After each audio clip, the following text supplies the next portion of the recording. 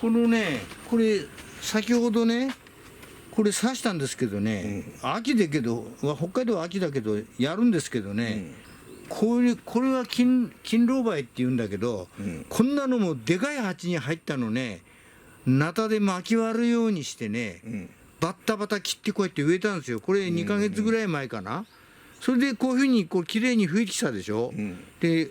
丈夫な草も生えてきたけどさ、これはこれでご愛嬌。それでね、必ずね、こういうのはさばいた後はね、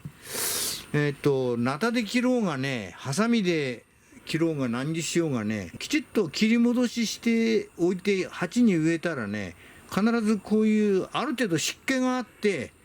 あまり直射日光当たんないで、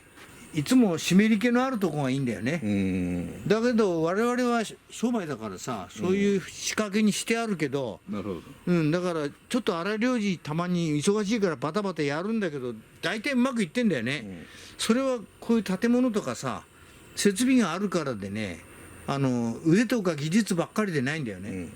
でどうしてもね、そういうことやりたい人はね、こういう箱に入れて、箱に入れてね、袋で囲っちゃう。囲って袋ってビニールで囲ってもいいんだけど、ビニールの中ってものすごく熱くなるの、だからそのビニール自体をまた覆うの、覆うって日陰でもいいんだよ。なるほどね。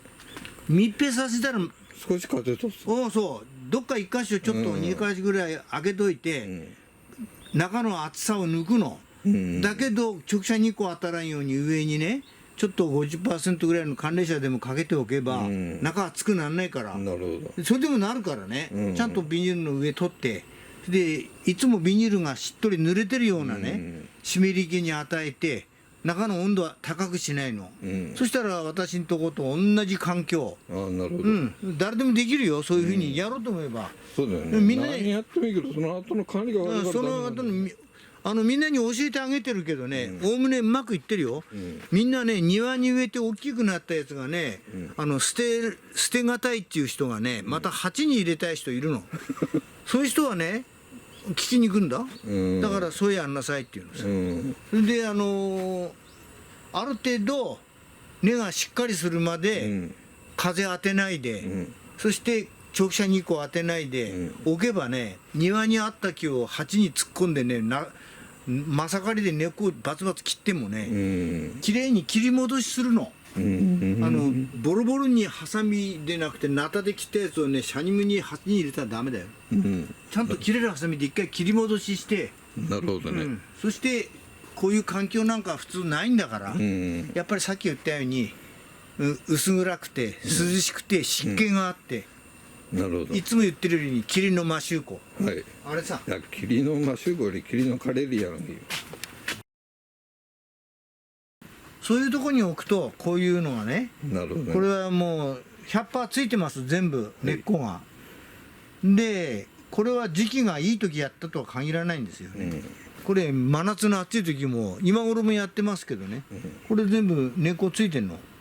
こういう湿度、風の当たらない、そしてこの土と、そうこの大きい箱と、ある程度大きさいるね、こういうね難易度ゼロなんてねやったことあるけど、こんなのはね直刺ししてももうついてるよね、こんなのはね。そういう難易度のゼロのやつはね、こうやって刺して作ってもできるけど、ちょっと難易度が難しいやつはやっぱり湿度と温度が一定してないと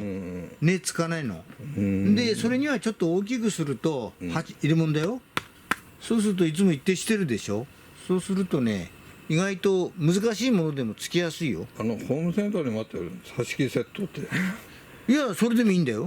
もうそのこんなようなこれの半分ぐらいの大きさでさ、土はね、ある種ね、大体水はけよかったらつくの、細かくして。なるほど。大きい場所とその水のやり方でね、勝負決まるんです。なるほどね。葉水は絶えずいるね。俺はね、じょうろ持っててね、やるぐらいの覚悟でないとダメさ。いや、実際そのあれだよ、挿し木の時のさ、挿し木したやつの真夏なんか3回やってんだよ。特に挿し木して1ヶ月ぐらいは毎日やんなきゃダメ。毎日3回も水かけてんだよ、その、そのシャワーだけど噴霧器でやってらんねえから、ここでファーッと出して、だからそこの水道のとこのうん近くにみんな集めてあるわけさ。ああなるほどねスッとやりたいから、うんだからあの辺にみんな挿し木固めてあるわけさ。やったらスッとやる。これこういうね、こういうもので、これ借金に売ってますはい、立派なものでなくてもいいの。やるかやらないかの問題、するかしないかの問題。これペットボトルコーラこれいいでしょ。コーラが1.5リットル今んとこ心拍あれだね、